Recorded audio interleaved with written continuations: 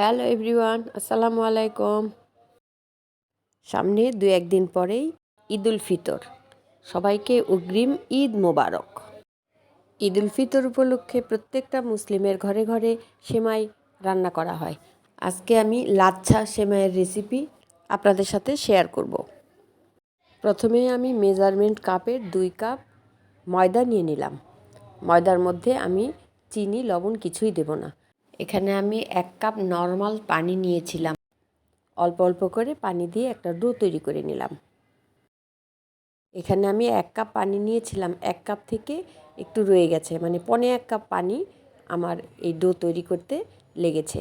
এই ডো তৈরি করার পর আমি 10 মিনিট রেস্টে রেখে দেব। ফিরে আসলাম 10 মিনিট পরে। আমি যে ময়দার ডো তৈরি করেছিলাম সেই ডো অল্প ময়দা ছিটিয়ে তার উপরে আমি ভালোভাবে টেনে টেনে মথে নিলাম। এইভাবে নিলে সেমাই তৈরির সময় ছিঁড়ে যায় না। আমি 5 মিনিট ধরে এইভাবে মেখে নিয়েছি। ডো তৈরি হয়ে গিয়েছে। এখন লাচ্ছা সেমাই তৈরি করার জন্য পারফেক্টভাবে ডো তৈরি হয়ে গিয়েছে। এই ডোটাকে আমি 4 ভাগে ভাগ করে নিলাম। এক একটা ভাগ আমি হাতে নিয়ে পিঁড়িতে ঘুরিয়ে গোল করে উপরটা মসৃণ করে নিব। এইভাবে 4টা ডোই আমি গোল করে উপরটা মসৃণ করে রেখে দেব। সবগুলি ডো এইভাবে রেডি করে নিয়ে পিঁড়ির উপরে একটু ময়দা ছিটিয়ে দিয়ে তার উপরে আমি ডোগুলি রেখে দেব, যাতে পিঁড়িতে লেগে না যায়। এই ডোগুলি পিঁড়ির উপরে রেখে দেব। আর এদিকে আমি একটা বাটিতে 1 কাপ সয়াবিন তেল, 1/2 কাপ বাটার আর 1/3 কাপ কর্নফ্লাওয়ার নিয়ে নিব। এখন সব উপকরণগুলি আমি ভালোভাবে মিশিয়ে নিব, কোথাও যেন দানা দানা ভাব না থাকে। তেলের মিশ্রণটা ভালোভাবে মিশিয়ে নিয়েছি। এখন ডোগুলো মাঝখানে একটা আঙ্গুল দিয়ে ছিদ্রর মতো করে ডোনাটের মতো করে নেব। তারপরে আমি এই তেলের মিশ্রণের মধ্যে ভিজিয়ে রাখব 10 থেকে 15 মিনিট। প্রথমে আমি একটা বাটিতে নিয়েছিলাম, কিন্তু বাটিতে প্রসেস করা সম্ভব না, এই কারণে আমি একটা ট্রের মধ্যে নিয়ে নিলাম। 15 মিনিট পরে আমি এই ডোগুলি হাতে ঘুরিয়ে ঘুরিয়ে রোলিং করে নিব। হাতে নিয়ে টানাটানি করব না, একটুখানি প্রেস করলেই লম্বা হয়ে যাবে। যেহেতু এটা ভালোভাবে ময়দাটা ভিজে গিয়েছে, এজন্য একটু প্রেস করলে এটা আস্তে আস্তে লম্বা হয়ে যাবে। একটু লম্বা হওয়ার পর আমি এটাকে বাংলা চারের মতো ভাঁজ দিয়ে রেখে দেব। আবার আরেকটা এই একই প্রসেসে আমি হাতে ঘুরিয়ে ঘুরিয়ে রোলিং করে নিব। এই ডোটা যদি ভালোভাবে ভিজে তাহলে হাতে একটু প্রেস করলেই এটা আস্তে আস্তে লম্বা হয়ে যায়। একটু লম্বা হয়ে গেলে তারপর আবারও আমি চারের মতো ভাঁজ দিয়ে রেখে দেব। এভাবে প্রেস করতে আমার কিন্তু খুব ভালো লাগছিল, কারণ এটা টানাটানি করতে হয় না, এমনিতেই হাতে একটু ঘুরিয়ে নিলেই এটা বড় হয়ে যায়। একই প্রসেসে আমি পরের 2টা ডো আমি এইভাবে লম্বা করে চারের মতো ভাঁজ দিয়ে রেখে দেব। এইভাবে প্রেস করে যদি লম্বা হতে না চায় সেক্ষেত্রে আবারও আমি 3 থেকে 4 মিনিটের জন্য এই তেলের মিশ্রণের মধ্যে ভিজিয়ে রাখব। এই ডোগুলি যদি তেলের মধ্যে ভালোভাবে ভিজে যায় তাহলে হাতে একটু প্রেস করলেই এটা লম্বা হয়ে যায়। একইভাবে সব ডোগুলি আমি হাতে একটু প্রেস করে লম্বা করে আবার 4 ভাঁজ করে রেখে দেব। এইভাবে এই কাজগুলি করতে আমরা এক পাশ দিয়ে শুরু করব। একটা একটা করে ডো এইভাবে লম্বা করে রেখে দিয়ে আবারও পাশের ডো এইভাবে করে নেব।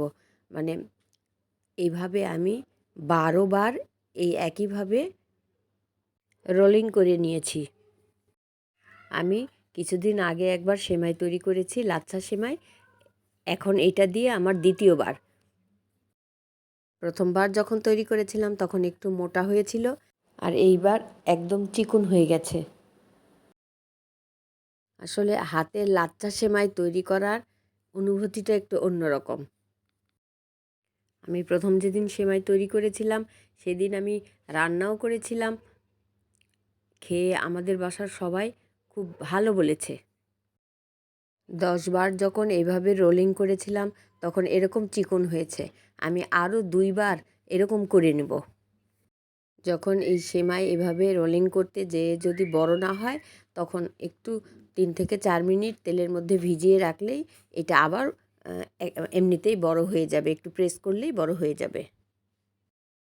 এই পর্যায়ে কিন্তু অনেক জোরে টানা যাবে না, হাতে একটু নিয়ে আলতোভাবে হাতে ঘুরিয়ে নিলেই সেমাই তৈরি হয়ে যাবে।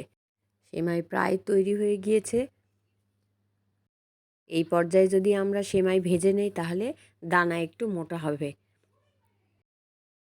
আমি আরও 2 বার এরকম ঘুরিয়ে পেঁচিয়ে নিলাম। সেমাই তৈরি হয়ে গিয়েছে। এখন আমি একটা প্লেটে নিব, নিয়ে হাত দিয়ে একটু ছড়িয়ে নেব। সেমাই পারফেক্টভাবে তৈরি করা হয়ে গিয়েছে। এখন আমি এটা একটা প্লেটে নিয়ে ছড়িয়ে দেব। আমি একটা প্লেটে নিয়েছি, তারপর 2 হাত দিয়ে একটু চেপে চেপে পাশে টেনে টেনে চতুর্দিকে ছড়িয়ে দিয়েছি। এইভাবে আরেকটু বড় করে নিব। এইভাবে প্লেটে যদি আমরা ছড়িয়ে না নিই তাহলে এক জায়গায় জমা হয়ে থাকবে। প্লেটে ছড়িয়ে নেওয়া হয়ে গিয়েছে। এখন আমি এটা তেলের মধ্যে ভাজতে দেবো। এদিকে আমি একটা প্যানে তেল গরম করে নিয়েছি। তারপর এই সেমাই এই তেলের মধ্যে দিয়ে দিলাম। তারপর সাথে সাথে একটা কাঁটা চামিচ বা অন্য কিছু দিয়ে এটা নাড়া দিয়ে দিব। একটু টেনে টেনে আলগা করে দিব যাতে এটা এক জায়গায় জমাট বেঁধে না থাকে।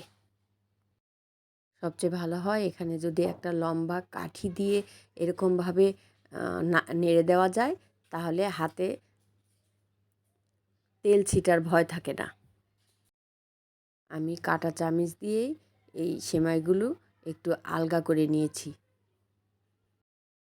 কেউ যদি ঘিয়ে ভাজা সেমাই চান তাহলে এই ভাজার সময় এখানে একটু ঘি দিয়ে দিলেই সেন্ট আসবে ঘিয়ে ভাজা সেমাইয়ের মতো। এক পাশ ভাজা হয়েছে, এখন উল্টিয়ে আমি আরও এক পাশ ভালোভাবে ভেজে নেব।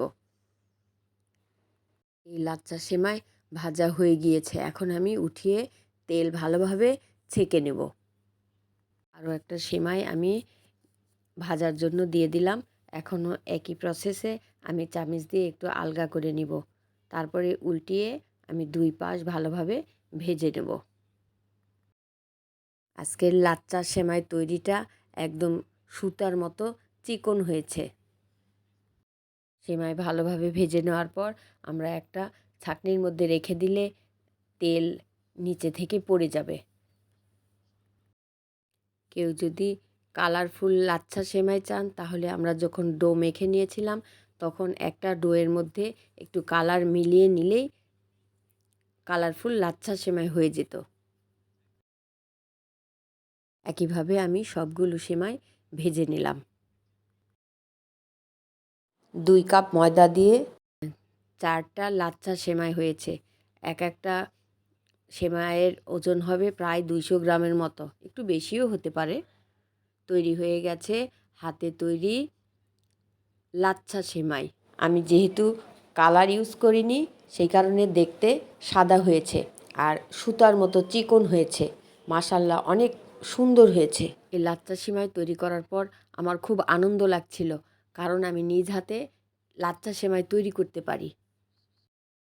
আমার পরিবারের লোকেরা বলেছে লাচ্ছা সেমাই অনেক সুন্দর হয়েছে। প্রিয় দর্শক মণ্ডলী, এই লাচ্ছা সেমাই তৈরির রেসিপি যদি আপনাদের ভালো লেগে থাকে তাহলে প্লিজ একটা লাইক দেবেন, সাবস্ক্রাইব করবেন আর পাশে থাকা বেল আইকন বাটন অন করে রাখবেন, যাতে করে নতুন ভিডিও দেওয়ার সাথে সাথে সবার আগে আপনাদের কাছে নোটিফিকেশন পৌঁছে যায়। সামনে ঈদ, আমরা এইভাবে লাচ্ছা সেমাই তৈরি করে ঈদে খেতে পারি।